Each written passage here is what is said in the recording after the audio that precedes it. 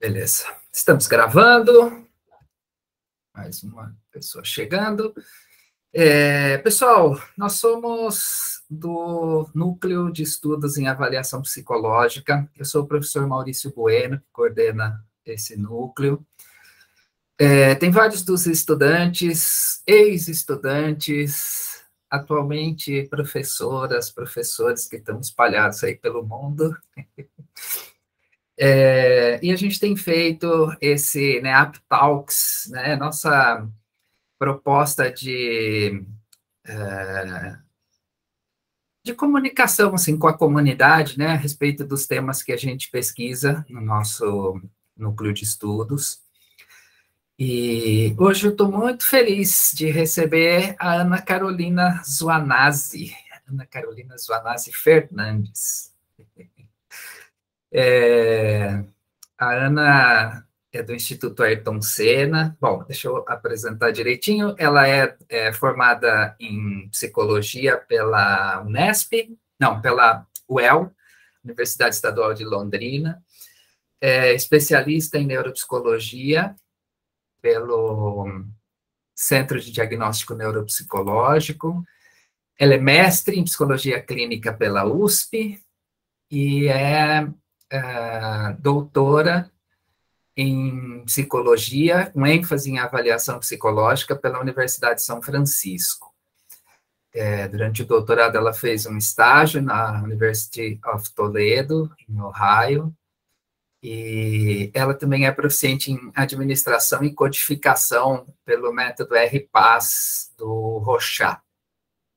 Atualmente, ela é gerente de projetos no Instituto Ayrton Senna, e eu colaboro com o grupo que a Ana gerencia. A Ana é minha chefe. É uma chefe bastante amorosa, a gente nem percebe que ela é chefe. Mas ela gerencia um grupo, né, que colabora principalmente com propostas de avaliação. Às vezes a gente dá alguma intromissão ali na intervenção também, mas é predominantemente avaliação, né? Então, estou muito feliz, Ana, de ter você aqui, por você, né? A gente já trabalha junto há algum tempo, eu sei da sua dedicação, né, a essa área, e a instituição, né, que você faz parte, o Instituto Ayrton Senna. Tenho muito respeito pelo Instituto, e por todas as instituições que colaboram com a educação, né? O Instituto Ayrton Senna dá uma contribuição importante.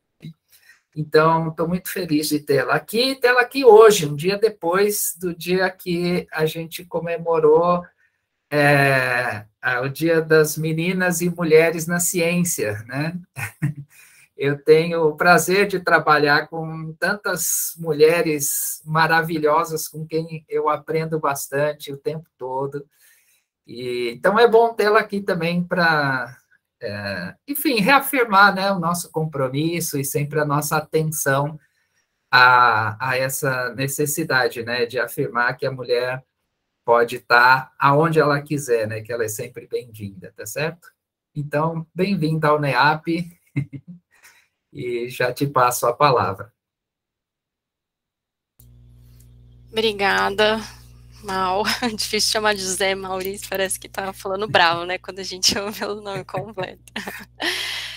Muito obrigada pelo convite, né, é sempre um prazer poder falar sobre os temas aqui do Instituto, né, e a minha proposta aqui de fala é tentar reunir um pouco dos estudos que são feitos, né, não só pelo Instituto, mas nessa área de competências socioemocionais no contexto educacional, né, então pensando que a gente vai sempre fazer um recorte do recorte, né, então a gente tem lá o universo das competências socioemocionais, que pode ser estudado sob diferentes óticas, e aqui a ideia é trazer um pouquinho do contexto escolar, né, e acaba, né, o Instituto, como o Mal comentou, tem atuado muito nessa área das competências socioemocionais, em contextos públicos, principalmente, e a ideia é começar uma conversa aqui, né? Não sei quantos de vocês já estão familiarizados com esse termo, já estudaram esse termo, e se já estudaram sobre a ótica do modelo que a gente tem estudado aqui no Instituto.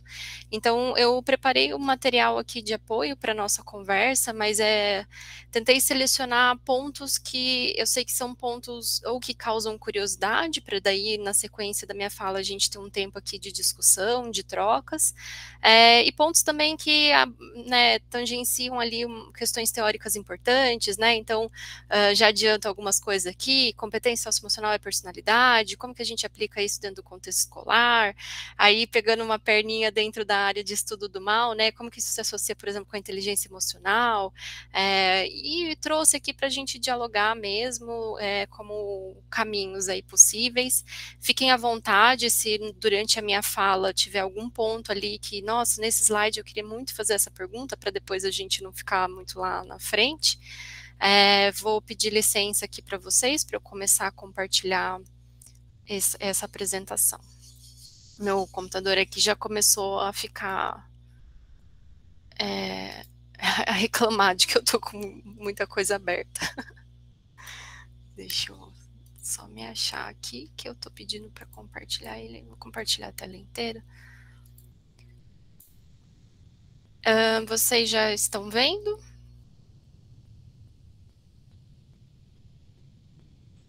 Estamos vendo, Ana, pode... Em pode modo sim. apresentação, né? Isso. Tá joia.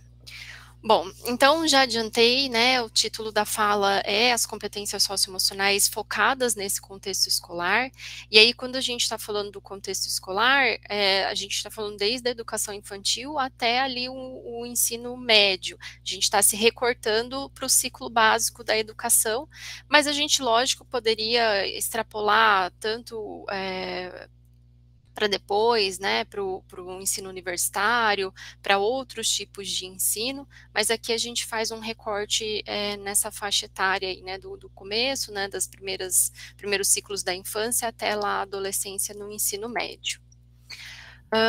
E aí, tentando aqui trazer um pouco do histórico que embasa a entrada das competências socioemocionais no contexto escolar, né?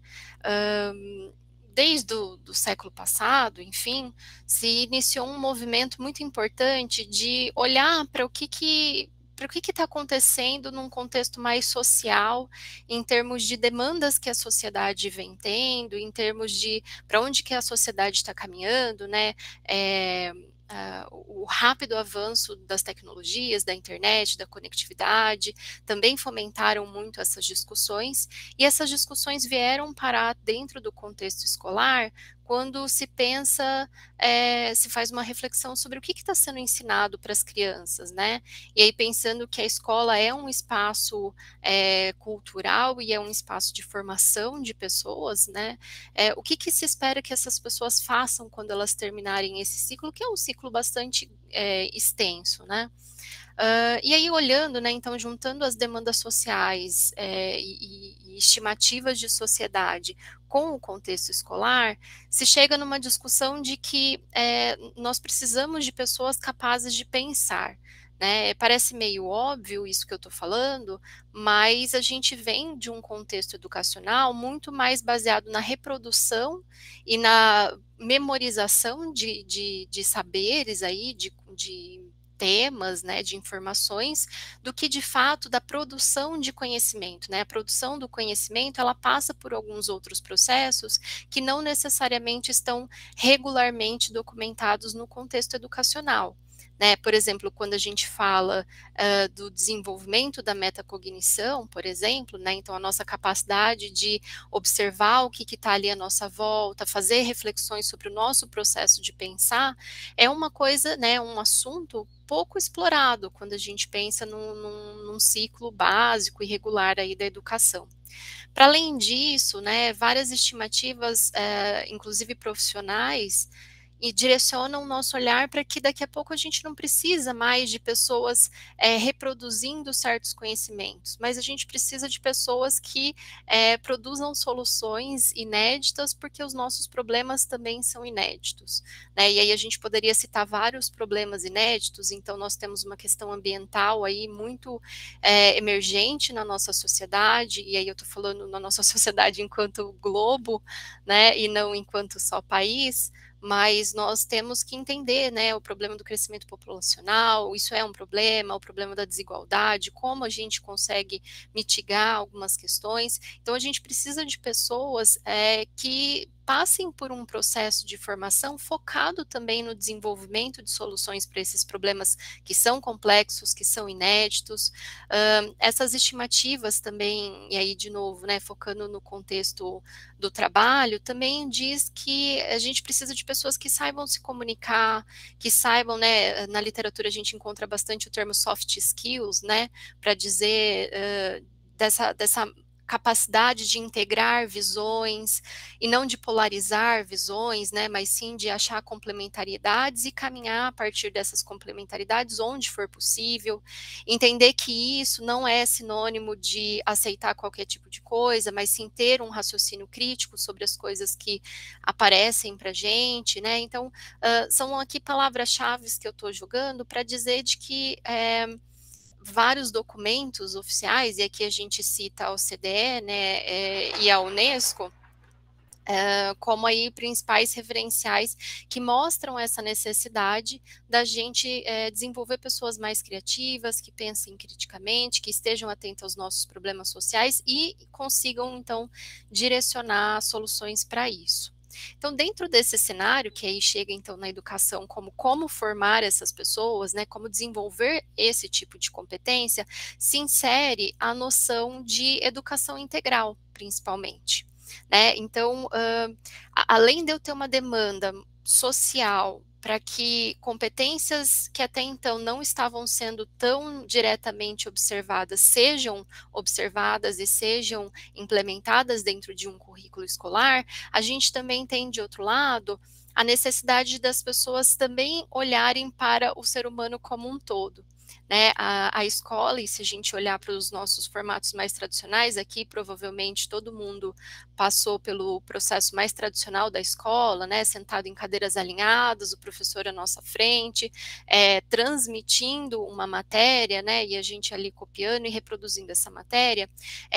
A ideia é quebrar um pouco, flexibilizar um pouco essa visão, para olhar que esse estudante, ele também é um ser com vontades, com momentos, com emoções, com, enfim, necessidades ali específicas que durante o período de aula estão à flor da pele, né? Se a gente for pensar de novo aqui no ciclo básico, cada grande faixa etária desse ciclo básico tem necessidades desenvolvimentais específicas que perpassam diferentes campos, né? Passam pelo campo cognitivo, então existe picos, né, maturacionais, inclusive no nosso cérebro, que favorecem, por exemplo, a gente desenvolver o comportamento motor fino e favorecer a escrita.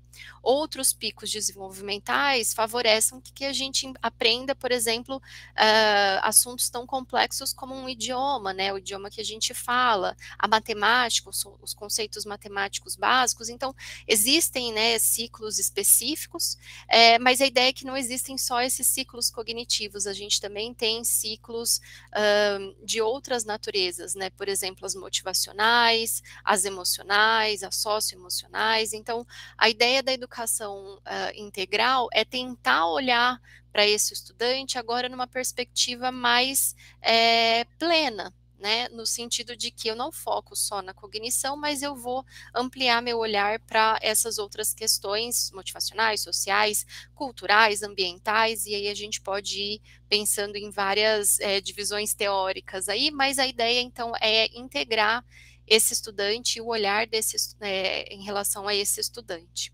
Então a gente passa para um entendimento de que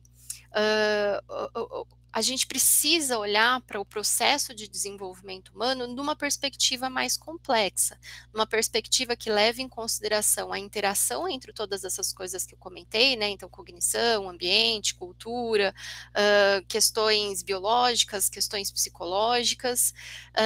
A gente integra também a essa visão de educação integral a noção de que o estudante ele está num processo de formação para se emancipar criticamente, né? Então, para que ele possa sair desse ciclo, né? E durante esse ciclo, que ele possa ter pensamentos mais autônomos, pensamentos mais críticos, saber, de novo, né? Integrar informações que muitas vezes possam parecer conflitantes, conseguir se integrar aos problemas no sentido de promover soluções e não acabar, por assim dizer, se afogando no meio dessas questões sociais, como, por exemplo, a desigualdade.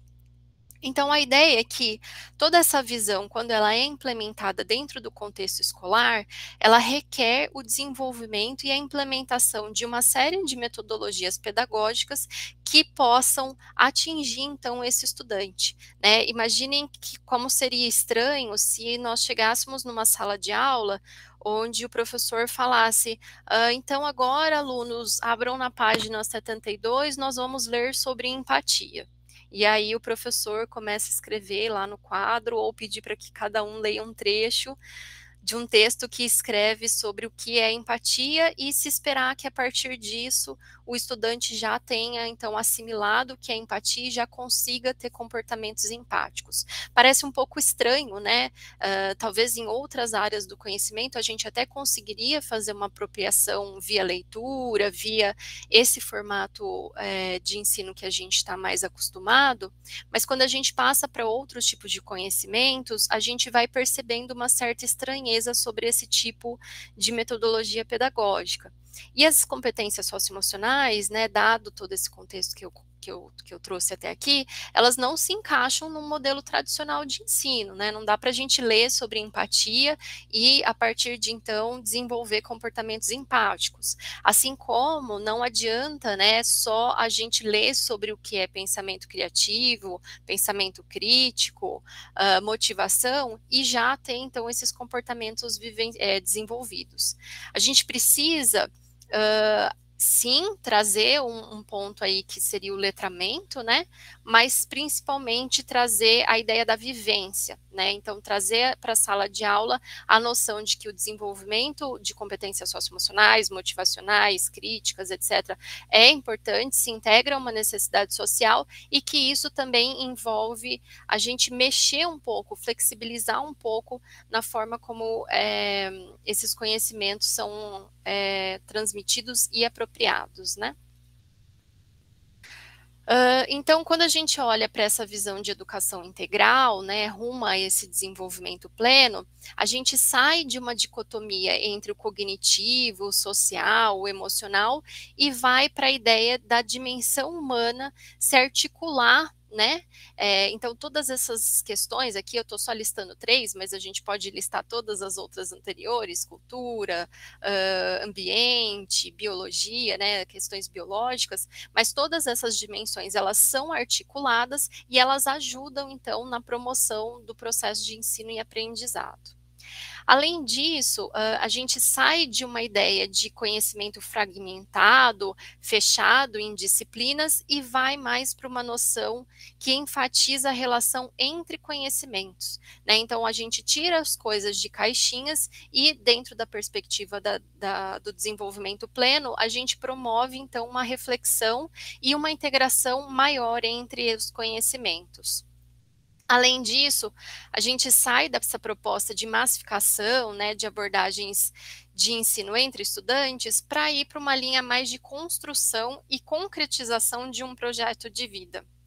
Ou seja, aqui o interesse não é olhar de novo na massa de estudantes, né? Então, passar para uma, né, ir de uma visão mais de generalização dos processos, né, mas sair dessa visão de generalização de processos para ir numa visão mais de construção e concretização de um projeto de vida, ou seja, do que essa pessoa está aí se desenvolvendo, onde ela vai, né, quais são os interesses, as motivações, como que essa pessoa consegue pensar, de novo, né, de forma mais autônoma e se desenvolver aí na sociedade. Isso tudo que eu estou falando, né, além de ter ali base em documentos oficiais como da OCDE, da Unesco, de outras entidades também brasileiras que atuam na área educacional, a gente tem documentos oficiais, aqui eu não vou entrar muito nos pormenores, mas, por exemplo, a gente tem a LDB, desde lá de 1996, já trazendo alguns indicadores da noção e da necessidade do olhar pleno para o desenvolvimento de uma pessoa, né? Isso como um dever do Estado e um direito de todos que habitam, né?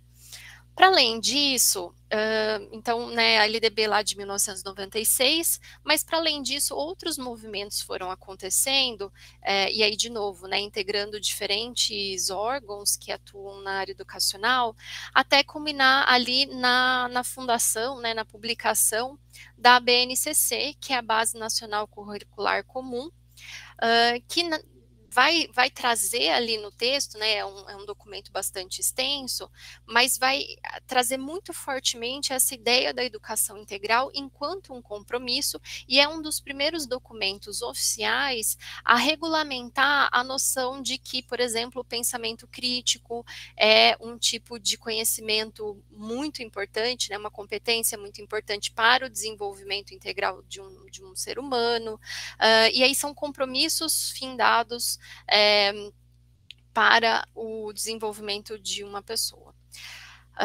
Bom, aqui, de novo, né, vou falar de novo aqui da BNCC, mas no sentido de dizer que a BNCC traz 10 competências gerais.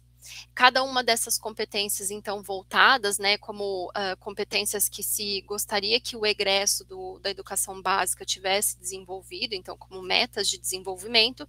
E se a gente olhar para essas 10 competências, a gente está justamente vendo essa noção de educação integral. Então, nós temos competências relacionadas à cultura e ao estar em sociedade, nós temos competências relacionadas a pensamento crítico e criatividade, a responsabilidade social, responsabilidade ambiental, e assim por diante, como, então, de novo, compromissos educacionais do Estado para com o ser humano, né? Para além disso, vou trazer alguns outros argumentos aí favoráveis ao desenvolvimento intencional, né, ou então as competências socioemocionais no contexto educacional. Esse daqui é um artigo, né, que faz enfim, um capítulo que faz um levantamento bem interessante na literatura sobre as competências necessárias, né, e aqui eles chamam de competências sociais e emocionais, para o desenvolvimento de uma pessoa.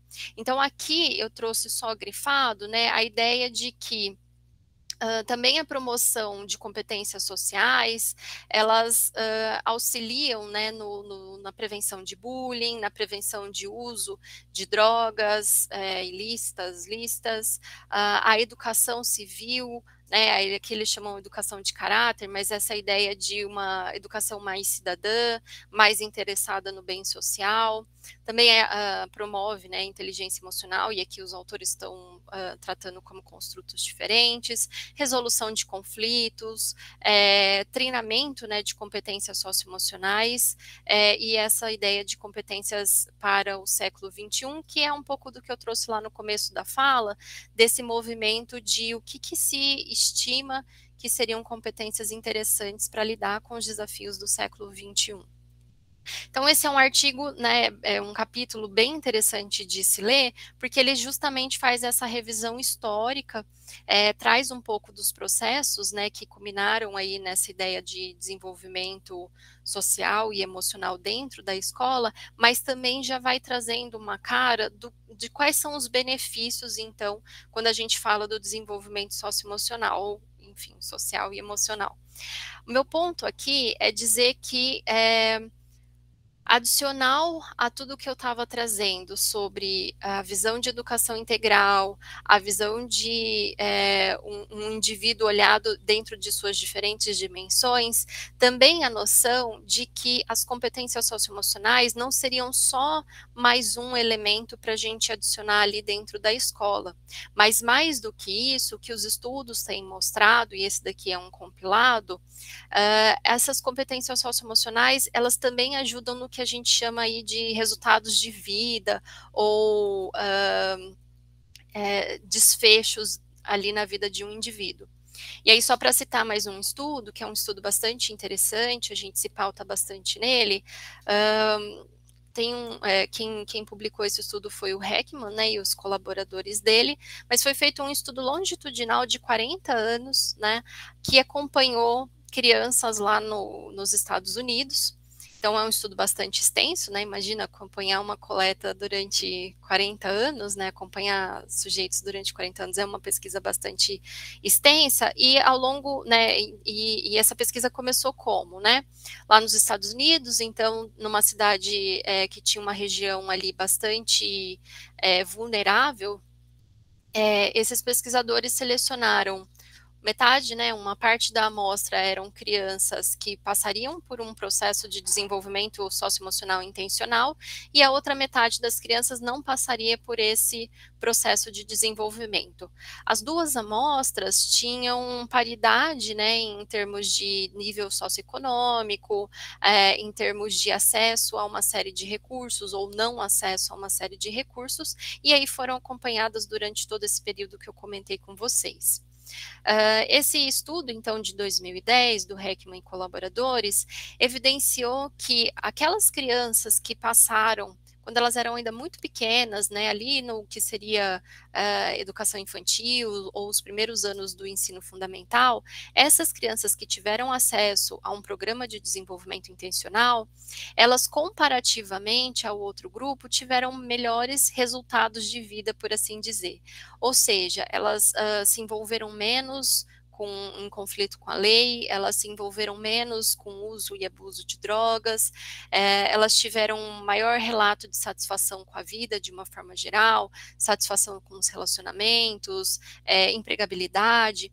Então, o que os autores vão trazendo nesse estudo é que as competências socioemocionais, quando trabalhadas de forma intencional, e aqui nesse recorte do estudo, ali no começo da infância, né, dos primeiros anos da vida de uma pessoa, elas têm resultados que perduram durante um bom tempo, né? Então, 40 anos depois, ainda é possível observar diferenças entre os dois grupos em questões diversas da vida, né? E a ideia, basicamente, por trás disso, é dizer que, então, é possível que se ensine, né? Afinal, foi feito um programa de desenvolvimento intencional, então é possível ensinar competências dessa ordem socioemocional, e é possível que essas competências, elas tragam frutos, porque aquela pessoa, ela vai talvez desenvolvendo uma nova forma de olhar as coisas ao seu redor, fazer uma melhor avaliação das circunstâncias, tomar decisões de uma forma mais acertada, e aí ter melhor resultado de vida, né? E aí é importante destacar, né, novamente, os dois grupos amostrais tinham as mesmas carências e as mesmas oportunidades, né? Eles vinham dos mesmos bairros, familiares com as mesmas condições, então, para trazer aí essa relevância.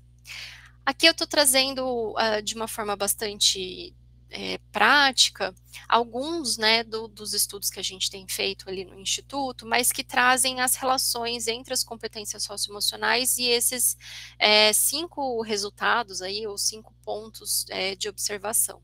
Então, por exemplo, algumas competências socioemocionais, e eu já vou mostrar para vocês o modelo, estão bastante relacionadas com desempenho escolar, né, olhando para as notas, que seja notas padronizadas ou não padronizadas. Essas competências também estão positivamente associadas a melhores níveis de bem-estar, melhores níveis de pertencimento escolar.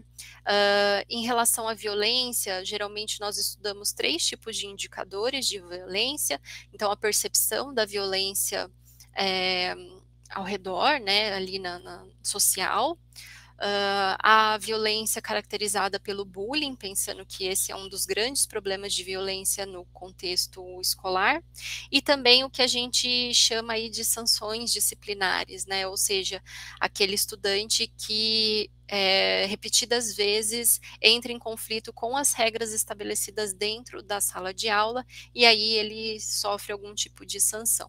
As competências socioemocionais também se associam agora negativamente com esses indicadores, né? Ou seja, quanto mais desenvolvida algumas dessas competências socioemocionais, menores são os indicadores de bullying, de sanções ou de vivência aí, dessa violência ao redor. Além disso, as competências socioemocionais também estão associadas com a saúde mental, e aí a saúde mental a gente avalia sobre diferentes aspectos, né? Então, a gente tem uma visão mais ampla, né? Se a gente for olhar ali para a saúde mental, a gente pode avaliar comportamentos relacionados a mais sintomas internalizantes e externalizantes. A gente tem achados para esses dois grandes tipos de comportamentos associados à saúde mental. Então, aqui eu estou até aqui, né, expliquei um pouco dessa ideia das competências socioemocionais, por que se estão falando de competências socioemocionais, qual é a relação disso com o contexto escolar, quais são os documentos oficiais que trazem essa noção das competências socioemocionais, né, dentro ali da perspectiva da educação integral, e aqui vim trazendo também alguns estudos que mostram, né, os benefícios aí das competências socioemocionais quando desenvolvidas de forma intencional na vida de uma pessoa. Mas tudo isso não é suficiente, né? Então, fazendo aqui uma transição para trazer alguns outros pontos, a Derran, ela traz uma ideia muito bacana quando a gente fala de desenvolvimento intencional, que na visão dela, o desenvolvimento intencional, para ele acontecer, nós temos que nos apoiar em 4 pilares, por assim dizer.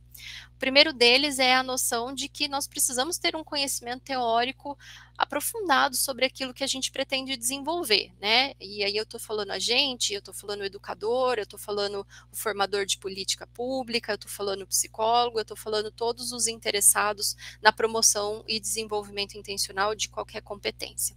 Então, na visão da Derran, nós temos que conhecer muito bem, isso é meio óbvio o que eu estou falando aqui, né?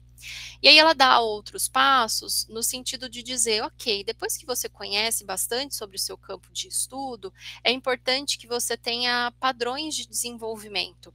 Então, se a gente está falando desenvolvimento de algo, a gente está, entre outras linhas, dizendo que existem padrões para aquele comportamento acontecer.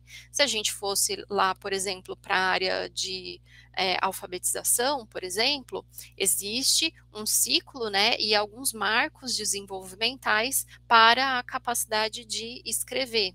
E esses marcos desenvolvimentais nada mais são do que uma organização que considera tanto aspectos biológicos, psicológicos, cognitivos, motores, e aí a gente pode desmembrar em várias dimensões.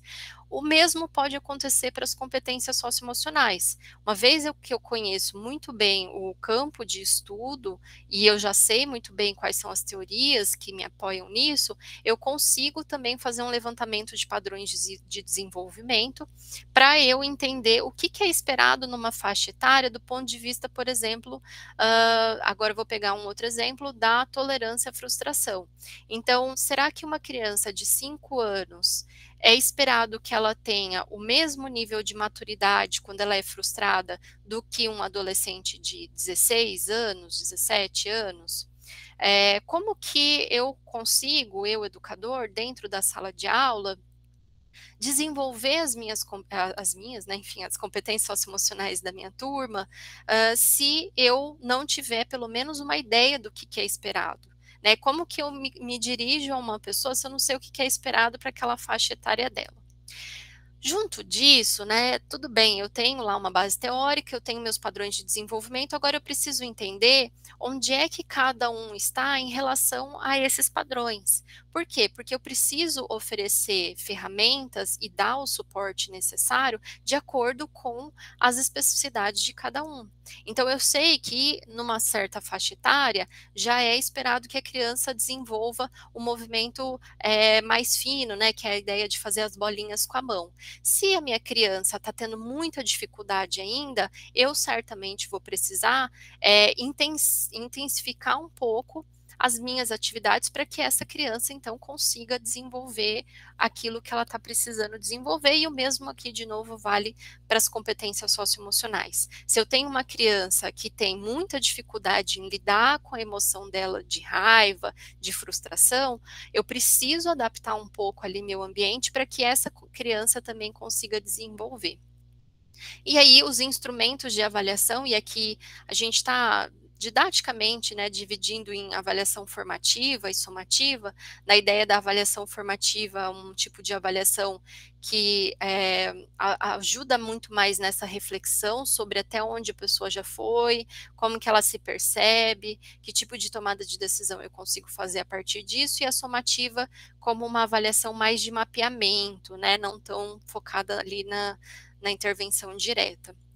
E os instrumentos, então, vão dizer isso, né? Os instrumentos vão olhar para os padrões de desenvolvimento, vão olhar para as necessidades e potencialidades daquele indivíduo e vão me dar um parâmetro ali para eu poder tomar decisões mais acertadas.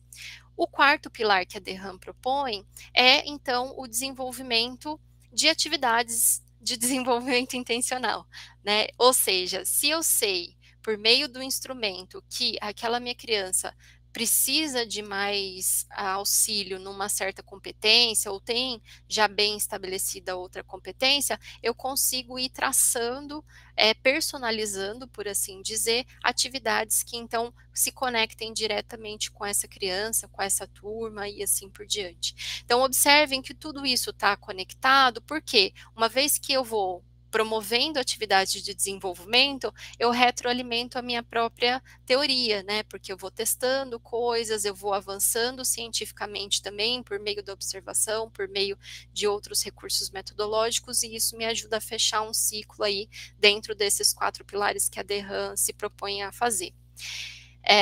E aí, voltando, né, contando um pouco da experiência no Instituto, a ideia é que a gente perpasse também por essas áreas, né? O Mal estava comentando que ele faz parte, né, da nossa equipe. A gente tem um laboratório de estudos dentro do Instituto, e o Mal, muita sorte nossa tá ali nesse grupo. Então, ele sabe que a gente fica muito nesse ciclo, né? Quando ele diz, a gente foca bastante nos instrumentos, porque dentro dessa equipe do laboratório, a gente tem uma frente muito forte de desenvolvimento de instrumentos de avaliação. Mas, né, quando ele diz, às vezes a gente também olha ali para algumas coisas da intervenção, que é justamente quando a gente faz esse processo, né? A gente desenvolve uma ferramenta que é baseada em padrões de desenvolvimento, que é baseada em modelo teórico, e vai ali alimentar também atividades de desenvolvimento. A gente passa aí por esses ciclos bastante rotineiramente, lógico, e com uma equipe bastante extensa, né? Mas a ideia é que a gente consiga sempre percorrer esse percurso de desenvolvimento. Bom, até aqui eu trouxe um monte de coisas picadas, mas não sei se vocês notaram, eu ainda não contei o que são as tais competências socioemocionais, não é mesmo?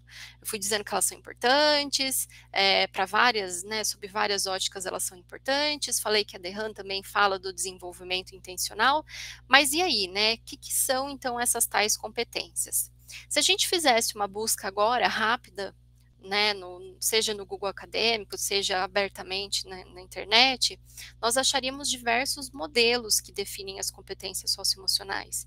Aquele capítulo, né, que faz um resumão aí de principais achados, chama de competências sociais e emocionais. Algumas pessoas vão chamar de competências socioemocionais, como é o caso do Instituto. Outras vão chamar de outros nomes, né? A gente pode ter aprendizado e inovação, competências para o século XXI, soft skills, competências não cognitivas, tem vários termos, e um pouco disso, né, a gente chama daquela falácia jingle jungle, que é a gente ter vários nomes para um mesmo conceito, ou então ter vários conceitos, né, ali misturados em nomes similares. Isso acontece um pouco na literatura de competências socioemocionais, mas isso também se deve ao fato de ser uma teoria bastante ampla, né? As competências socioemocionais, então, dizendo agora, elas são ali de uma forma, tentando sumarizar um pouco o que vários modelos teóricos dizem, elas são como blocos de montar, né? No sentido de que se eu preciso, sei lá, eu estou na minha escola, eu vou ter uma prova amanhã e eu tenho muita dificuldade nessa matéria, as competências socioemocionais, em termos de blocos, me ajudam a captar quais são as habilidades e competências que eu preciso para aquele momento, de estudar, de me concentrar, de acalmar um pouco minha ansiedade, e aí eu consigo estudar, consigo fazer a prova. Então, essa ideia dos blocos de montar é no sentido de que elas são moldáveis, né? Eu posso lançar a mão de algumas competências a depender do meu contexto ali de vida. E aí aqui eu já trago, né, eu falei que eu ia trazer puxar algumas discussões, aqui eu trago principalmente a diferença, né, entre competências socioemocionais ou então a personalidade. A ideia um pouco é que as competências socioemocionais são mais baseadas nessa ideia mesmo de ferramentas, de blocos de montar, ou seja, eu, enquanto característica pessoal, posso ser uma pessoa mais introvertida, então mais na minha, mais no meu canto, que prefiro mais fazer reflexões de mim com mim mesma, mas se eu tiver num contexto, por exemplo, no meu trabalho, eu tenho que fazer uma reunião, eu tenho que apresentar algo, eu tenho que me posicionar, essas competências socioemocionais me ajudam, né, são uma ferramenta que eu lanço mão para deslocar um pouquinho, né, agora eu não vou ser a pessoa introvertida que guarda os pensamentos para eu discutir com mim mesma, mas sim vou ser uma pessoa com mais iniciativa social, que coordena, que faz, que organiza as coisas ali, porque eu tenho uma necessidade, uma demanda ambiental que me coloca nesse lugar. Se eu consigo desenvolver isso enquanto uma competência, então saber como eu me sinto fazendo determinadas coisas e conseguir me expor, as chances de eu ter sucesso naquilo que eu estou fazendo são maiores. Então, voltando agora para o contexto escolar, imaginem uma criança que tem, então, a preferência de ficar mais no cantinho dela, que não interage com muitos colegas. Quando ela for adolescente, talvez ela não tenha tantas amizades ali ao redor. E na adolescência é uma fase bastante crítica. É importante que o adolescente tenha redes de apoio, tenha pessoas com quem conversar, tenha pares, né, para que ele possa se identificar, para que ele possa se perceber ali no mundo e, inclusive, construir a identidade né, psicológica dele. Então, um pouco a ideia é isso, né, a nossa personalidade, né, aquelas características que a gente desenvolve, que são mais típicas, né, comportamentos, padrões de comportamentos mais típicos nossos, e as competências socioemocionais como o saber fazer. Então, eu posso ser uma pessoa super desorganizada dentro da minha casa é de baixo, né, de cabeça para baixo, mas no meu trabalho eu não posso reproduzir esse tipo de comportamento, porque eu quero ter sucesso nesse trabalho e esse trabalho me exige, por exemplo, ter tudo organizado nas minhas pastas, ter tudo organizado ali na minha mesa. Então, se eu lanço mão dessas competências, eu consigo, dentro de um ambiente, dentro de uma determinada demanda, atuar e ter um melhor desempenho. Então, passando um pouco aí, já estou aqui me adentrando para a própria definição que o Instituto adota.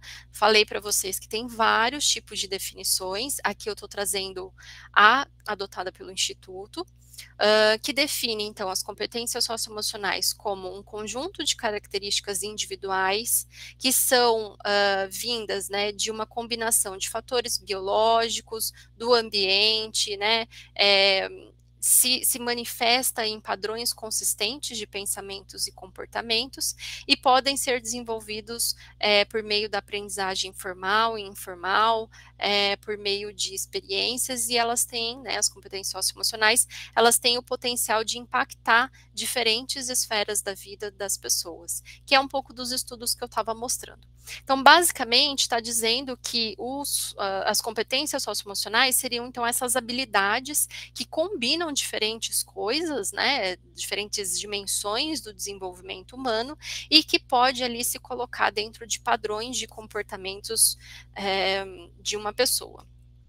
Aqui, então, no Instituto Ayrton Senna, nós nos baseamos no modelo dos 5 grandes fatores, né, que a gente chama aí de Big Five socioemocional, ou 5 grandes fatores socioemocionais, por entender, e aí já passando para o próximo slide, por entender que esse seria um modelo bastante parcimonioso, né, existem outros, novamente, estou dizendo aqui na literatura, mas os 5 grandes fatores, eles dão um panorama geral sobre o funcionamento humano, e aí quando a gente fala do desenvolvimento intencional de um conjunto de características que dê conta de uma série de necessidades ambientais, esses 5 grandes fatores acabam atendendo de uma forma parcimoniosa.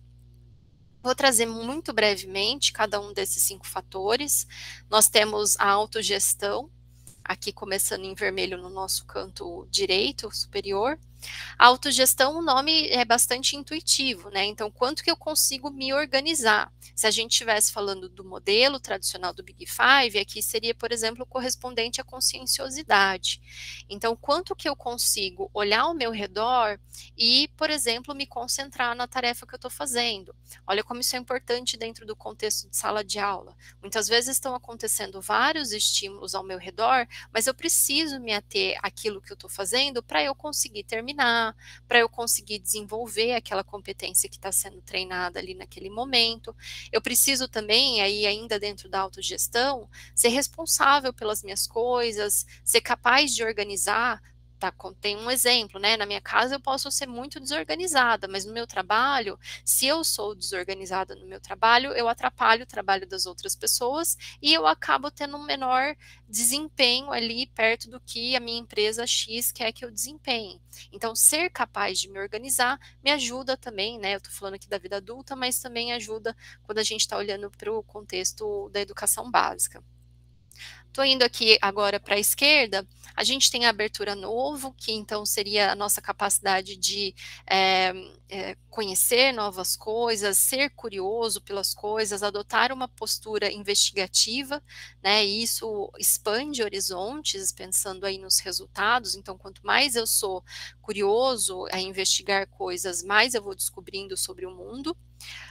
Nós temos habilidade e engajamento com outros como 2 competências bastante relacionadas ao interpessoal.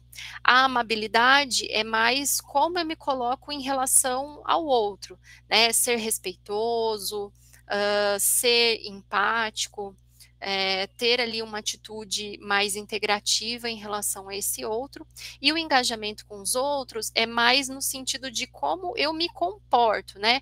A amabilidade é como eu me relaciono nesse sentido de como eu percebo o outro, e o engajamento como eu me coloco em relação ao outro, como que eu me comporto. E aí aqui a gente teria a iniciativa social, né? Então a capacidade de estabelecer novos relacionamentos, acabei de falar que isso é bastante importante, por exemplo, na adolescência, a nossa capacidade de ser assertivo. Então, muitas vezes nós precisamos colocar claramente as nossas opiniões, saber ouvir, mas também saber se fazer escutar, e aqui essas competências estão dentro do engajamento com os outros, e a gente termina aqui esse quadro ali na resiliência emocional, que está bastante focada, né, esse conceito da resiliência emocional, a ideia seria a gente olhar para o neuroticismo, mas para o polo positivo do neuroticismo, né, ou seja, baixo neuroticismo. E a resiliência emocional, então, vai falar da baixa, né, tristeza, da baixa raiva, que a gente, então, fala Agora, falando nos termos da resiliência emocional, a gente fala da tolerância à frustração, a tolerância ao estresse, né, bastante relacionada à ansiedade, à autoconfiança. E aí eu estou trazendo todas essas definições com uma ponderação que é bastante importante, né? Aqui a gente está falando sobre ser organizado, sobre ser, né, curioso, adotar uma atitude investigativa, saber lidar com as emoções, saber se relacionar com os outros, mas a gente não está falando disso de uma forma desenfreada, né? Por quê? Aqui a gente está falando sempre do espectro saudável de qualquer tipo de característica, tá? A gente não está indo nem para o polo alto e patológico, nem para o polo baixo e patológico desse conjunto de competências. Ou seja, né, o que eu quero dizer com isso? O foco, por exemplo, lá dentro da autogestão, ele é bom até certo ponto. Né? Quando eu preciso fazer uma tarefa, mas eu estou ali com muitos estímulos, ter um pouco de foco para me orientar e me deixar ali concentrado é muito bacana. Mas eu não estou falando aqui dentro desse modelo daquele foco da pessoa que fica quase como se ela estivesse desenvolvendo uma fissura em relação àquilo que ela está fazendo, né? Então ela precisa ficar e ela fica muito incomodada e ela não consegue se colocar e ela não presta atenção em outra coisa a não ser aquilo que ela está fazendo. Mesma coisa a curiosidade, né, ao comportamento mais investigativo. Muita curiosidade também não é tão positivo, né? Por quê? Porque pode colocar a gente em risco. Ah, eu quero sair desbravando o mundo, então eu vou largar tudo aqui na minha mesa e vou sair andando aí de noite na rua, sem me preocupar onde eu tô, sem ter referência, sem avisar. Não, né? Pelo simples fato de que eu tô curiosa para conhecer uma coisa. A curiosidade é a gente, de novo, aqui tá falando do polo mais saudável desse espectro, né? A gente não tá falando da ausência de regulação disso, e isso vale também para as outras competências, né? Então, por exemplo, para citar uma aqui das duas competências mais interpessoais, uma das nossas competências é a capacidade de confiar nos outros, né? E ser capaz de confiar em alguém é muito importante para que a gente possa justamente ter uma rede de apoio. As relações se fortalecem por meio também da confiança, então compartilhar coisas e também receber, né, coisas do outro. Mas aqui a gente não está falando, por exemplo, da confiança em exagero, ou seja, aquela pessoa que confia cegamente, que aí alguém vai e faz uma mancada e fala, não, mas está tudo bem, essa pessoa fez essa mancada, mas não foi por mal, de certo, né? Então não é uma atitude ingênua, mas sim essa ideia mais saudável, por assim dizer, da confiança, e aí a gente poderia fazer o mesmo exercício para as demais competências. Mas não vou fazer isso com vocês, senão vai ficar muito cansativo. Aqui fica só a título de ilustração, né? É basicamente alguns exemplos do que são cada uma dessas 5 grandes competências. Dentro do Instituto, nós fizemos subdivisões, então, se as macrocompetências são domínios, né, a gente teria as facetas, e aí dentro das 5 grandes competências, nós temos 17 facetas, cada aí distribuídas nas 5.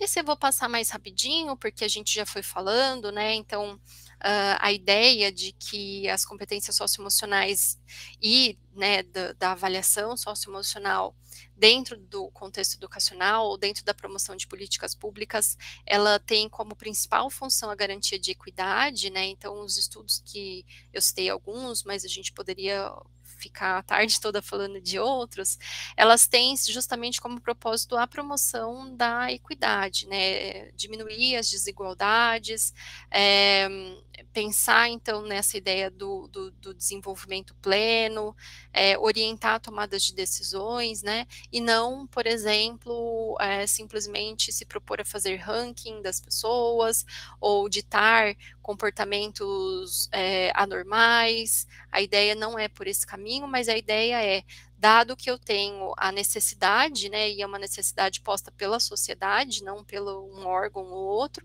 mas dado que eu tenho a necessidade de uma pessoa se desenvolver de maneira plena, eu preciso garantir recursos para que essa pessoa se desenvolva assim. E eu faço isso por meio dessa promoção de conhecimento, né, da promoção e acesso a uma série de competências, dentre elas, então, as competências socioemocionais. Por fim, e aí eu já vou caminhando aqui para o final da minha fala, para a gente ter um tempo aqui de discussão, a própria Derham, né, que estuda bastante aprendizado emocional, socioemocional, ela traz aqui um exercício, né, de marcos do desenvolvimento, por assim dizer, que isso se conecta bastante com aquela ideia dos 4 pilares, né, aqui falando mais especificamente daquele pilar sobre padrões desenvolvimentais. E aí eu trouxe essa tabela também para puxar uma discussão de que quando a gente olha para a cognição, né, nos modelos tradicionais da cognição, a gente tem muito mais claro o que é esperado para uma faixa etária, o que é esperado para uma parte do ciclo básico. Mas quando a gente olha para o desenvolvimento socioemocional, isso ainda fica um pouco nebuloso. E aqui essa ideia do quadro é trazer uma discussão sobre isso, né? Então, pegando aqui a primeira linha para nós fazermos juntos, na educação infantil a gente ainda tem um começo de interação com pares, né? A criança ela tem ainda uma forte conexão com os adultos, então lá na educação infantil a criança está ainda muito mais conectada aos comandos dos adultos e ao tempo dos adultos, em relação aos pares, né, as crianças de mesma idade, ela ainda não tem uma interação que a gente poderia chamar de uma amizade, né, ela tem um convívio com essas crianças, a gente observa nessa faixa etária as crianças brincando juntas, mas sozinhas, né, ou seja, cada uma com o seu brinquedo, mas ali numa rodinha. Quando a gente caminha lá para os anos iniciais do ensino fundamental, e aqui eu estou falando de crianças lá dos 6 anos até uns 10 anos, né, 5, 6 anos até uns 10 anos, a gente já tem mais fortemente a observação de formações de relações díades, né, ou seja, o melhor amigo, a melhor amiga, a criança ela já vai consolidando algumas impressões que ela tem sobre os colegas, por exemplo, a Maria é mais falante, o João é mais quietinho, o Pedro é bastante estudioso. Então, ela faz pequenas impressões, né, características que ela consegue identificar como padrões mesmo, mas ela ainda tem uma relação bastante focada em um único indivíduo, né, ou seja, né, no par ali, né, quando a gente pensa na criança com o outro.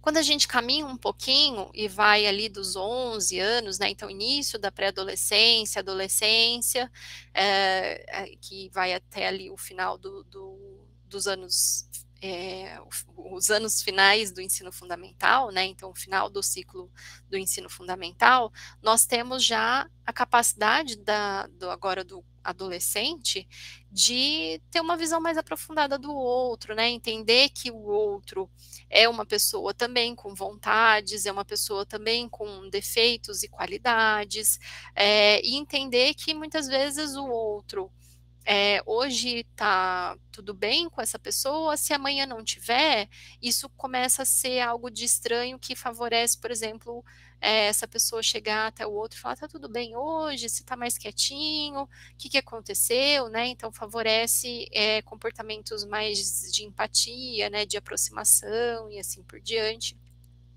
Nessa faixa etária, né, a gente está falando então desse começo da adolescência, o adolescente começa a fazer um maior distanciamento ainda em relação aos adultos e se aproximar muito dos grupos, né? Então observem que lá na educação infantil a gente estava falando de crianças que brincavam juntas, mas sozinhas, a gente passa para as díades e aqui no final dos anos, no final do ensino fundamental, a gente já tem essa ideia do grupo muito forte, né, que então os adolescentes se vestem de forma similar, do grupo, falam de forma similar, têm comportamentos similares, né, já trazem mais fortemente a ideia dos dos ícones, né, das celebridades, dos influencers, né, então eles já têm essa noção maior do grupo.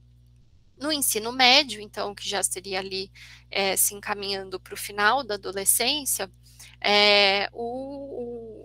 o adolescente ele já tem uma capacidade de estabelecer relacionamentos muito mais maduros, né? Ou seja, ele consegue entender as volatilidades das relações, consegue entender a não exclusividade das relações, né? Então, o meu melhor amigo é meu melhor amigo, mas ele é melhor amigo de outra pessoa, e eu posso ter mais de um melhor amigo, eu posso ter um grupo de pessoas, eu posso ter preferências com, né, de gostos com um grupo, e com outro grupo eu me identificar com outros tipos de preferências, outro tipo de costumes. Então eu posso circular entre grupos, isso tem a ver, né, com essa ideia dos relacionamentos mais maduros, e aqui a independência em relação aos pais e adultos, ela toma uma forma de independência mais harmoniosa, né, não tão conflitiva quanto seria ali no final do ensino fundamental, né, a ideia de que no ensino fundamental ainda existe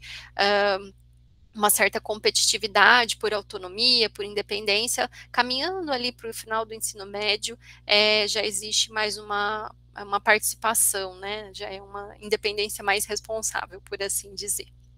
E aí a gente poderia fazer esse exercício, né? Observem que nessa primeira linha eu fui trazendo muito mais aspectos interpessoais, né? Eu estou focando, por exemplo, nas competências de amabilidade e engajamento com os outros. A gente poderia fazer esse exercício, e as demais linhas trazem um pouco também isso, com outras competências ainda. Aqui na terceira linha, por exemplo, a gente trata toda a evolução em termos de marcos desenvolvimentais de competências mais relacionadas à tolerância à frustração, a forma como eu lido com as minhas emoções, que seria ali a resiliência emocional, enfim, e assim por diante. Então, a gente consegue fazer esse exercício para várias faixas etárias e para várias competências. O objetivo principal dele é nós irmos construindo uma percepção de que também cada faixa etária demanda um tipo de competência, né? Então, por exemplo, para eu resolver um tipo de conflito, nos anos iniciais do ensino fundamental, eu vou resolver esse conflito de uma forma. Se eu estou ali no ensino médio, eu vou resolver isso de outra forma. E isso vai também dando um pouco de parâmetro para quando a gente pensa nas nossas intervenções, na forma como a gente avalia, no que a gente espera em relação a esses estudantes, a essas crianças. E aí a ideia é isso, né? Isso tudo são ilustrações aqui para fomentar justamente a nossa discussão.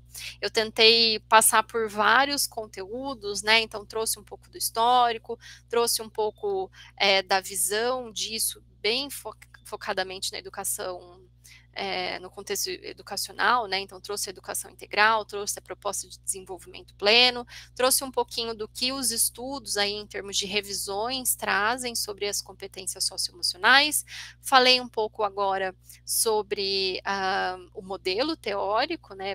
O modelo organizativo adotado pelo Instituto, mas também a ideia de que existem outros modelos, e agora uma ilustração de como que a gente poderia ver essas competências dentro de grandes ciclos do desenvolvimento. Mas óbvio, né, isso tudo aí para a gente começar a discutir. Essa era a minha última tela, aqui tem algumas referências, já deixo o meu obrigada e fico à disposição para fazer perguntas, para a gente conversar. Legal, Ana. Muitas informações, né? Acho que você cobriu bem aí o assunto. E, pessoal, a gente tem agora um tempo aberto aqui para conversar com a Ana, tá? Todo mundo pode abrir aí o microfone e fazer a sua pergunta, tá?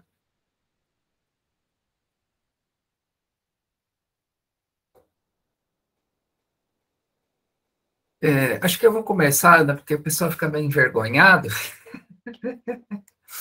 Eu vou fazer uma pergunta clássica, tá? Assim, eu acho que você tratou disso, mas talvez seja legal explicitar, assim, que é uma pergunta que todo mundo faz, as pessoas que... A gente está, às vezes, estudando isso, né? e fica realmente confuso, assim, né? Que é a história do que são habilidades socioemocionais. Você passou por isso, né?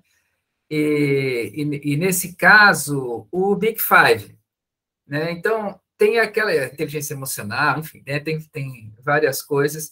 Mas se você puder, numa síntese, fazer a diferenciação entre habilidades socioemocionais e o Big Five, né? Que eu acho que é o modelo que vocês estão empregando aí, é, tentar deixar isso claro, né? Qual é a diferença e como essas coisas se relacionam?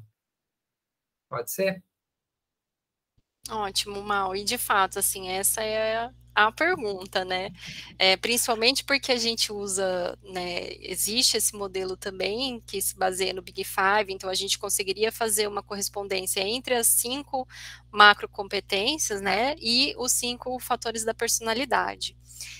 Se eu pudesse resumir assim de uma forma bastante curta, e aí vocês vão me dizendo como que soa para vocês isso, eu diria que o modelo organizativo da personalidade, né, dos 5 fatores da personalidade, seria correspondente a quem eu sou no mundo. Né? Ou seja, eu quando eu estou bem comigo mesmo, né, quando eu estou dentro da minha casa, como é que eu me comporto? Qual que é meu default, né? Qual que é meu comportamento padrão? Como que eu me relaciono com as pessoas? Como que eu me relaciono comigo mesma? Como que eu me relaciono, né? Então seria quem eu sou. E as competências socioemocionais, a ideia é que elas seriam um conjunto de habilidades para que eu possa desempenhar determinadas coisas que são para além do que eu sou hoje, né? Então, elas seriam o que eu consigo fazer, por assim dizer. Então, quando eu estou numa situação que eu preciso desempenhar um certo papel, e isso acontece diariamente com a gente, como é que eu ajo? Né? O que eu tenho na minha maleta que eu posso puxar ali e lidar melhor com uma situação específica? Então, por exemplo, vou tratar agora, não vou entrar na linha da introspecção mas vou trazer um outro tema que é bastante confundido com a introspecção, né? Uma criança tímida. Então, ela é tímida e ela tem várias dificuldades de lidar, né? Então, ela tem dificuldade de ser assertiva, ela tem dificuldade de se colocar com um amiguinho, com alguém que está fazendo um bullying, tem vergonha de perguntar para a professora, isso traz uma série de prejuízos para ela, porque ela não se expõe, ela vai ficar com dúvida, ela vai sofrer bullying, e o bullying tem consequências para a vida adulta, inclusive, ela não vai ter bons relacionamentos, porque ela vai ter dificuldade de impor a vontade dela, então ela fica numa situação mais submissa ali nas relações. As competências socioemocionais, quando desenvolvidas de forma intencional, elas têm o objetivo de tirar a criança um pouco desse lugar e falar, olha,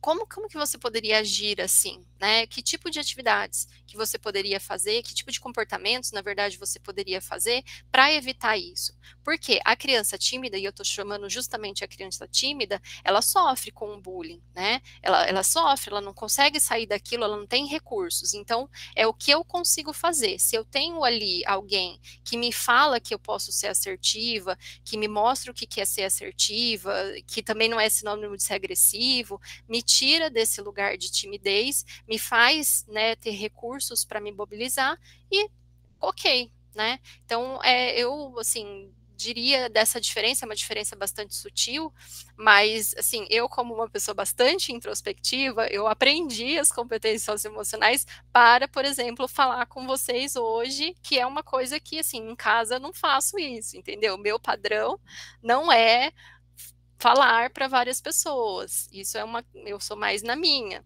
Mas se eu, por uma questão do trabalho, por exemplo, que seria o contexto, preciso falar, preciso impor, preciso não sei o quê, eu posso fazer uso de uma série de competências que me colocam nesse outro lugar, né? Então, seria mais ou menos assim, mas queria ouvir como que soa para vocês isso. Legal. Pessoal, vocês podem abrir o microfone, fazer perguntas, comentários, ou podem mandar pode se inscrever, né? Acho que usando a mãozinha, a Mirella assinalou ali, eu acho que aí fica legal. Ou mandar questões aqui pelo chat, a gente vai seguindo a ordem, tá? Diga lá, Mirella. Oi, Ana, tudo bem? Obrigada aí pela tua fala, muito esclarecedora, para a gente que já vem estudando, né, essa temática há um bom tempo, sempre é um momento de aprendizado. Eu queria, na verdade, são duas perguntas, mais a título de curiosidade mesmo. Quando tu estavas falando sobre os instrumentos, você citou os 4 pilares, aí você fala dos instrumentos para avaliação formativa e somativa. Eu imagino que, obviamente, você não citou, mas você está se referindo ao SENA. Só que, como você coloca no plural instrumentos, tem outros instrumentos que o Instituto vem desenvolvendo, além do SENA, também já que estava, né, vários instrumentos, gostaria de saber um pouco mais. E tem uma outra pergunta também, a título de curiosidade, que você fala um pouco, né, no começo, tu disse assim, a gente está mais nessa parte da criação dos instrumentos, da avaliação, mas a gente, vez por outra, né, passeia um pouco na intervenção. Como que está, né, as intervenções, assim, o que é que o Instituto tem feito a nível de intervenção? É mais com o uso do instrumento para verificar, né, as propriedades do instrumento, se faz sentido para ir melhorando, ou, de fato, vocês têm trabalhado com programas de intervenção baseados nesses instrumentos, na teoria, Big Five, enfim. Como que está isso? É mais a curiosidade mesmo, tá? Se você puder responder. Obrigada, Mirella, e vou te dizer assim que é um prazer te conhecer, porque eu já vi vários estudos seus e agora você tem uma cara para quando eu leio. É gostoso assim quando a gente vê a cara de quem lê, né? De quem a gente lê.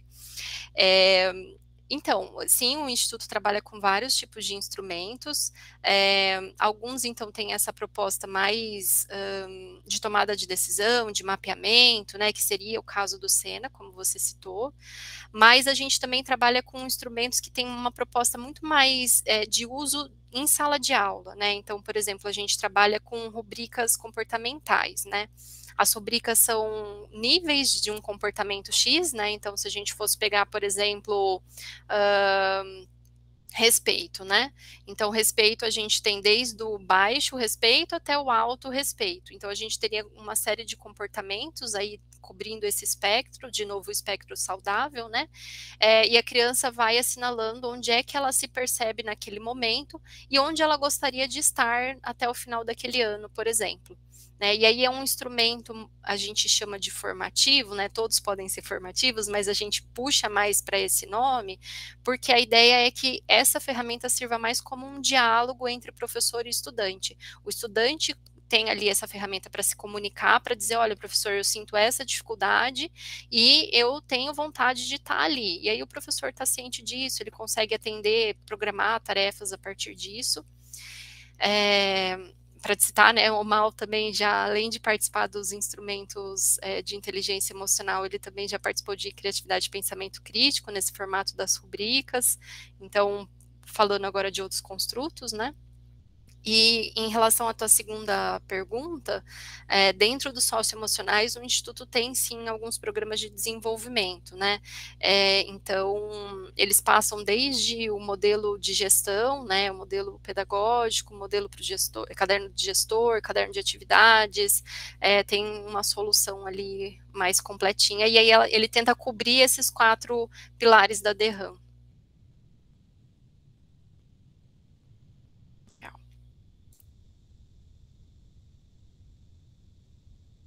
Ana, eu não sei se é o caso, mas assim, se alguma pessoa se interessar, por exemplo, em fazer uma parceria com o Instituto Ayrton Senna, isso é possível? Se for possível, como que a pessoa deve proceder? O Instituto trabalha direto com as escolas ou é com gestão pública? Como é que funciona isso? Via pesquisa, né, que aí eu acho que é a área que eu consigo falar mais, né, porque então eu fico lá no laboratório, então eu fico mais endereçando as pesquisas. Via pesquisa, a gente faz licenciamento dos instrumentos, né, e são licenciamentos gratuitos, faz parcerias de pesquisa, para além, né, do compartilhamento do instrumento, a gente também atua compartilhando pesquisas, né. E agora, via via rede pública, né, também é uma forte parceria que o Instituto faz. É uma parceria que eu não consigo dizer muito, porque não fica na minha área esse tipo de atuação, mas realmente o Instituto faz parcerias via rede pública, seja municipal, seja estadual, né. Massa. E é com fundamental e médio, né? Fundamental e médio. Universidade, não está incluído nisso. Ainda não, mas o que tem é o socioemocional de professores, né, ou de educadores, que então tentando fechar esse ciclo, né, dentro da educação. Não basta também querer que então o professor a partir de amanhã desenvolva todas as competências do estudante. Quando a gente tem uma competência desenvolvida, é muito mais fácil a gente ajudar o estudante a desenvolver a dele, né? Então, um pouco com base nessa premissa e também com um pouco na premissa de que também o professor precisa de respaldo e de auxílio no próprio desenvolvimento, tem uma linha aí de pesquisas de socioemocional dos educadores. Legal. Só desculpa, acho que eu furei a fila aqui. Emily. Oi, pessoal, boa tarde. Oi, Ana, obrigada pela tua fala. Eu prestar atenção um pouco na tua fala, talvez eu não me detenho tanto no campo, né, dos estudos das habilidades socioemocionais, embora eu já tenha lido algumas coisas. E eu percebi que em alguns momentos você utilizou competências, você utilizou habilidades, e a gente tem feito uma discussão muito grande em termos de mudança, assim, na instituição que eu faço parte, para um currículo voltado para o desenvolvimento de competências profissionais, né? Isso me chamou a atenção, assim, se no modelo que vocês trabalham, vocês estão considerando sinônimos, se há diferença, quais seriam essas diferenças, porque isso me chamou a atenção, achei que seria, né, algo interessante. Então, se você puder falar algo a respeito. Obrigada, Emily. Aqui a gente, enfim, essa discussão é uma discussão que sempre aparece, né? Competência, habilidade, como que a gente chama. A ideia é que a gente está trazendo as competências mais como, né, esse grande comportamento, por assim dizer, né? Então, foco, ser capaz de se concentrar mesmo com estímulos distratores. Mas isso acaba ainda ficando muito amplo, né? O que é ser capaz de se concentrar quando tem estímulos distratores? E aí a gente puxa mais a ideia das habilidades para como fazer isso, né? Como se concentrar com os estímulos, né? Então, focar, saber avaliar o ambiente que você está para você avaliar o nível de concentração que você requer. Então, a gente não está propondo assim uma divisão na régua de o que seria competência, o que seria habilidade, mas a ideia é mais ou menos isso, né? A gente usa muito uma analogia de que a competência é a mão e as habilidades são os dedos da mão, né? Então, tentando trazer um pouco mais, não sei se fica claro, se te atende. Sim, fica claro, sim. As competências, as habilidades, como, pelo que eu entendi, um recurso para chegar às competências. Isso. Né? Isso é interessante porque quando a gente pensa em termos de ensino, realmente tem uma estruturação aí, né? Não fica a competência solta, abstrata. Né? Então, isso é algo bem interessante. Obrigada. Obrigada a você. Ana Maria. Indo pelo caminho da Emily, eu acho que Emily também deve ser do Instituto Federal, nós temos essa preocupação por conta de uma mudança aí de sistema de ensino que estava para ocorrer, a gente não sabe mais se vai ocorrer ou não. E eu queria te perguntar, diante desse conhecimento, e agradecer, né, você dividi-lo conosco. Eu costumo dizer que é uma das poucas coisas que a gente divide e que se multiplica, que é conhecimento, né? Então, eu queria agradecer desde já, ter uma gratidão por você estar aqui compartilhando esse conhecimento conosco, fruto de pesquisas aí intensivas suas, né? Mas eu gostaria de saber, diante dessa gama de conhecimento que você tem, se você tem uma opinião formada, já que vocês trabalham com escolas públicas, sobre essa mudança desse novo sistema de ensino.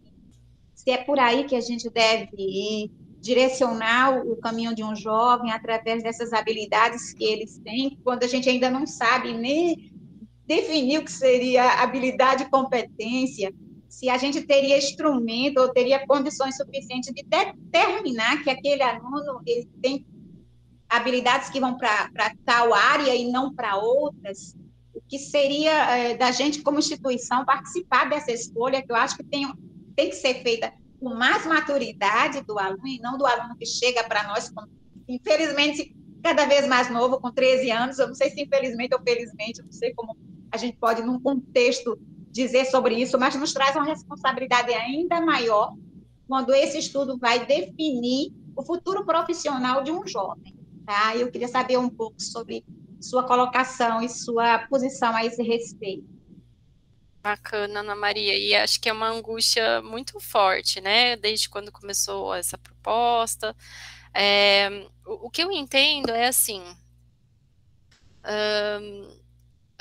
eu sempre, e aí eu estou falando muito de uma visão pessoal, né, não tô representando uma visão. Eu entendo que a gente sempre precisa ir se baseando nos estudos, né? Lógico, as propostas, muitas vezes a gente não tem uma proposta já com o estudo pronto, porque é uma proposta ainda não tem um estudo. E eu entendo que é necessário para a implementação de qualquer tipo de mudança, qualquer tipo de programa, essa base consolidada. Né? Então, eu gosto muito do que a Derran traz quando ela fala justamente desses 4 pilares, né? Acho que são 4 pilares que eu, e aí de novo, né? Dentro da minha trajetória de estudo, sempre fui tentando olhar para ele, que é um pouco quando a gente fala de conexão de teoria com prática e tudo mais. E eu entendo que nessa situação, talvez o ponto seria entender se existe recursos para. Né? Então, se a gente está falando de uma tomada de decisão numa faixa etária, quais são os recursos desenvolvidos e disponíveis para essa tomada de decisão? E aí isso envolve tanto uma tomada de decisão do próprio jovem, né, de interesses profissionais, dele se conhecer, dele saber quais são as alternativas caso no meio do caminho as coisas mudem e ele, né, já não se encontre mais naqueles lugares, né, a gente estava falando lá nos padrões de desenvolvimento, nessa faixa do final dos anos finais do ensino médio, ou desculpa, do ensino fundamental, ainda está um processo de constituição de si, de identificação com esses pares e tudo mais. Então, será que esse é o momento? Aí, saindo um pouco da visão do jovem, como que a família vê isso, como que a família, né, é integrada nessas decisões e esclarecida de alguns processos, e aí de novo volto para os professores, né, no sentido de como que os professores estão preparados para, seja para fomentar a discussão, seja para servir como um canal de apoio, então, assim, o que eu vejo, acho que vai um pouco da angústia que você está trazendo, né, que o buraco é mais embaixo, né, a gente, assim, para qualquer coisa, o próprio socioemocional, né, por que a gente vai até o professor? Porque a ideia é de que não dá para a gente falar que, professor, desenvolva aí as competências socioemocionais junto do seu estudante que vai dar tudo certo. Não, o professor também precisa de uma atenção, e nesse caso eu também vejo isso. Também vejo que é necessário um respaldo, um apoio, uma construção do que é isso, sabe? E é muito uma opinião pessoal mesmo. Grata. Legal, deixa eu ver aqui. Angélica. Boa tarde, pessoal. Boa tarde, Ana. Obrigada, né, pela tua fala. Bastante esclarecedor, né? E se você é tímida, não ficou pra gente nada.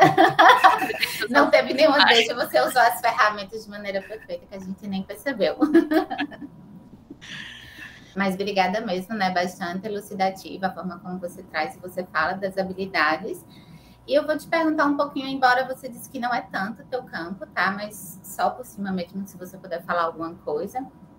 Você falou como vocês tentam ver, né, dentro do Instituto, são 5 fatores, e eu não sei direito, era 17 facetas, né, que vocês traziam.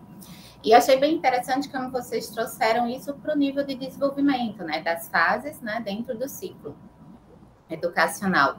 E daí eu só fiquei em dúvida se vocês também estão utilizando essas facetas adequadas para intervenções que vocês estão fazendo, de acordo com as séries, né? Porque talvez eu tenha entendido dessa maneira, já que a teoria, né, que vocês estão trazendo, e como vocês trouxeram nas 4 fases que são importantes para a prática, né? Então, também subentendi que vocês estão utilizando ela nas intervenções, eu achei bastante interessante, né? Então, se é isso mesmo, e como é que está a perspectiva, se está dando certo, quando é que tem perspectiva de publicação, porque eu achei bastante interessante, assim, fiquei querendo saber mesmo como é que é feito. Legal, Angélica, obrigada. As competências, né, a ideia é que, como que chama? Durlac, né, o Durlac e vários colaboradores têm aquele estudo com o SAFe, né, então com uma metodologia, né, sequencial, ativo, focado e explícito. Então essa é uma das principais premissas quando a gente fala do desenvolvimento, a gente também se baseia muito nesse estudo. Então um pouco a ideia não cabe ao externo dizer o que é o necessário para o interno, né? Lógico, em alguns momentos a visão externa ajuda a ter uma visão mais panorâmica, tal, mas não estou entrando nesse campo. Eu estou entrando no campo de autonomia, né, para tomada de decisão. Então a gente tem esse cardápio, por assim dizer, de 17 competências. Lógico, não se restringe às 17, não está escrito em pedra, mas são as 17 que a gente trabalha. E aí cabe a cada rede, aos próprios professores, entender quais são as competências que são mais requeridas ali dentro da sala de aula, dentro da escola, dentro da rede, a depender de uma questão. Então, por exemplo, a gente tem um estudo com violência, falando da violência mais do ambiente, do contexto, bullying e sanções. Essa é uma questão para a sala de aula, então os estudantes ali estão com algumas questões de bullying, será que é legal trabalhar essas competências? Então esses estudos eles são mais norteadores, e aí cabe a cada escola, cada professor tomar uma decisão, do que definidores, né, do tipo, você no 9º ano vai trabalhar essas competências. Não, existe esse cardápio, essas competências, os estudos mostram essas relações, e aí o trabalho intencional é feito a partir das demandas de cada um. E usando o SAFe, né, que eu acho que é uma metodologia bem importante. Ana, a Thaís colocou aqui no chat, ela perguntou sobre estudos e práticas relacionadas com os professores. Tá. Obrigada, Thaís. Com os professores, então, tem um instrumento também de avaliação socioemocional dos professores, e aí é bastante focado para a prática docente, né? Então, além dessas 5 macrocompetências, elas também olham para competências de sala de aula, né? Então, fazer planejamento, né? Como que o professor se coloca ali na sala, mas nesse sentido de promover essa autorreflexão com os professores. E o Instituto tem alguns materiais para professores, né? Além de um e-book que fala sobre o socioemocional do educador, tem uma plataforma, a Humani, posso até escrever aqui no chat, vou pegar aqui certinho o link, né?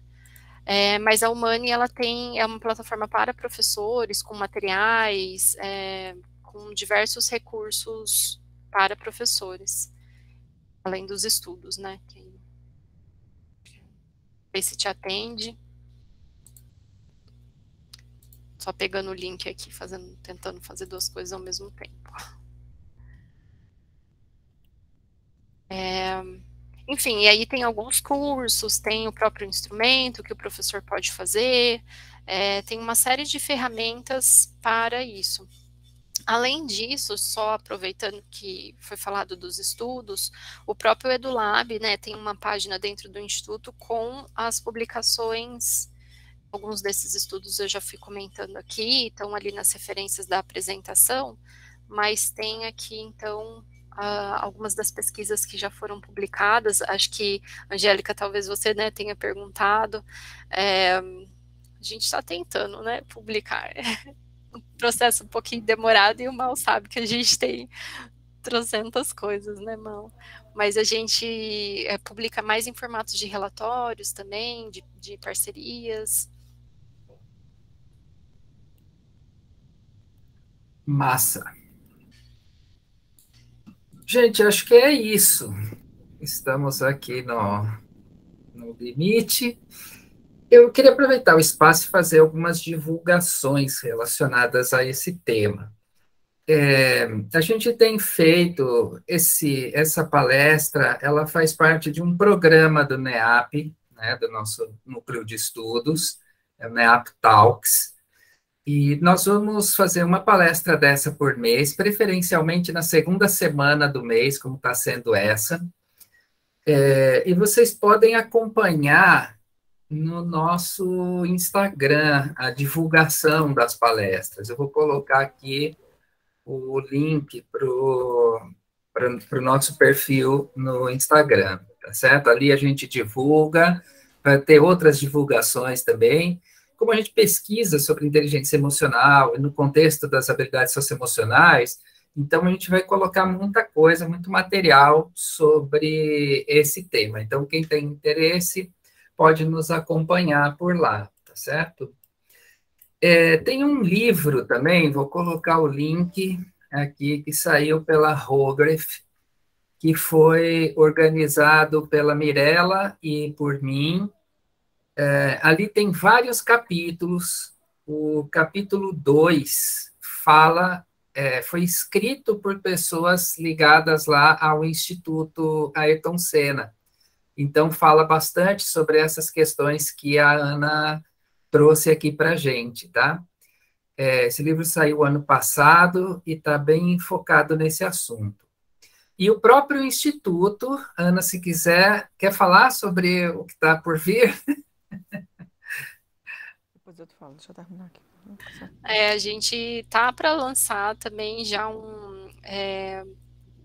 tem um estudo que foi feito em Sobral, né? Sobral é bastante referência na educação, o Instituto também atua lá há algum tempo. Foi feito um estudo longitudinal que acompanhou crianças do ensino médio, do ensino fundamental. E aí esse estudo culminou num e-book que está em diagramação, assim, então ele está bem próximo de ficar pronto. Se eu não me engano, ainda esse mês começam as divulgações. E logo na sequência, né, Mal, tem um e-book também de competências socioemocionais bastante focado para o ensino fundamental, anos iniciais.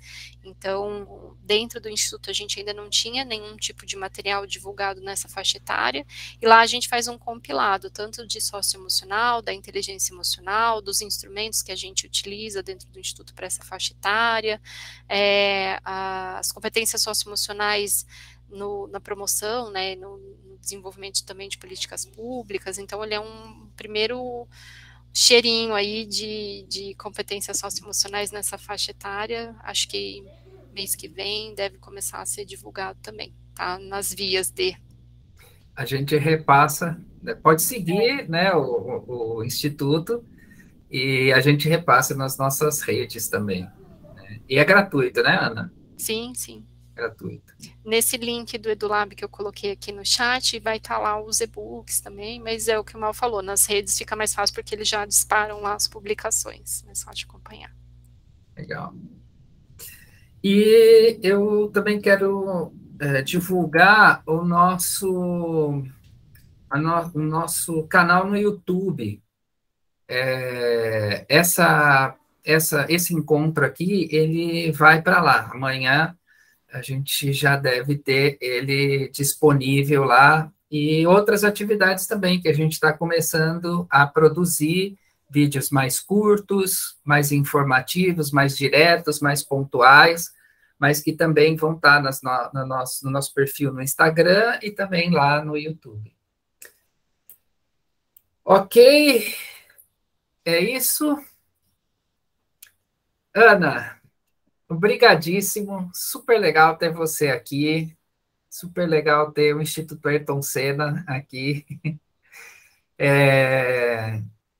Acho que trouxe bastante coisa, né? A gente sabe o tamanho dessa área, a dificuldade, né, de se compilar tudo isso, mas foi muito massa, assim, acho que dá para ter uma ideia, assim, de toda a história, o impacto disso, né, como que se pode trabalhar através do modelo dos 5 grandes fatores, né, então te agradeço bastante, obrigado por ter dedicado uma parte aí do seu tempo. Eu sei que você tem 1000 coisas para fazer, não é fácil a vida. E obrigado aí por ter dedicado essa atenção para a gente, tá? Eu que agradeço o espaço, agradeço também as perguntas, fico também à disposição. E é sempre um prazer mesmo falar de competências socioemocionais. Acho que tem bastantes estudos legais, então é legal ir movimentando também essa área. Muito obrigada, gente. Legal. Valeu, então, pessoal. A gente espera que a gente se veja na próxima, certo? Uma boa tarde a todos. A gente encerra aqui. Obrigada. Tchau, tchau. Até mais. Obrigada, gente.